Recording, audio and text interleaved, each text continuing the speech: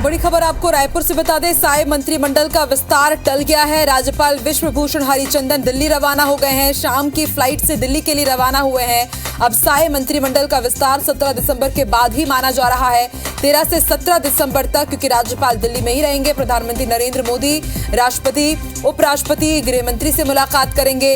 17 दिसंबर को वो वापस लौटेंगे और लौटने के बाद ही मंत्रिमंडल विस्तार संभव है।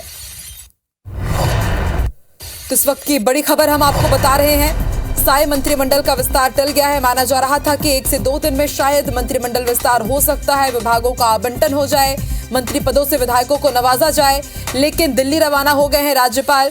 और अब साय मंत्रिमंडल का विस्तार 17 दिसंबर के बाद ही संभव है, क्योंकि 13 से 17 दिसंबर तक राज्यपाल दिल्ली में रहेंगे।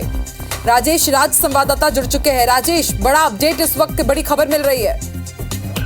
निश्चित रूप से बड़ा अपडेट है, क्योंकि मुख्यमंत्री के बनने के बाद और डिप्टी सीएम के शपथ लेने के बाद जो सबसे बड़ी चर्चा थी पूरे प्रदेश की राजनीति में, वो यही थी कि अब कैबिनेट का विस्तार कब तक होगा, कैबिनेट के जो बाकी मंत्री हैं वो कब तक नियुक्त होंगे, कब पहली बैठक होगी और कई बड़े फैसले होंगे। ये तमाम अपडेट्स की अटकलें लगाई जा रही थी और माना जा रहा था कि 2 या 3 दिनों के भीतर मंत्रिमंडल का गठन हो सकता है। जो लोग मंत्रिमंडल में शामिल होने वाले हैं वो हो सकते हैं, लेकिन इस बीच में बड़ी अपडेट ये है कि आज शाम ही 6 बजे की फ्लाइट से राज्यपाल विश्वभूषण हरिचंदन दिल्ली रवाना हुए हैं। वहां पे उनका प्रोग्राम राष्ट्रपति से मिलने का है, उपराष्ट्रपति से है, प्रधानमंत्री से मुलाकात करने का है और गृह मंत्री अमित शाह से मुलाकात करनी है। तो 13 से लेकर के 17 तक का शेड्यूल बताया जा रहा है। उनके वापस लौटने की संभावना 17 दिसंबर को ही है और जब वो लौटेंगे उसके बाद ही मंत्रिमंडल का के जो बाकी सदस्यों की शपथ दिलाई जा सकती है, क्योंकि संवैधानिक व्यवस्था यही है कि राज्यपाल ही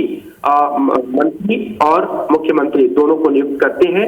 तो जब तक राज्यपाल नहीं रहेंगे तब तक मंत्रिमंडल के बाकी सदस्यों की का शपथ कार्यक्रम भी नहीं हो सकता। इस आधार पर ये कहा जा रहा है कि अब 17 दिसंबर तक कम से कम माना जा रहा है कि शायद मंत्रिमंडल का जो विस्तार होना था वो टल गया है।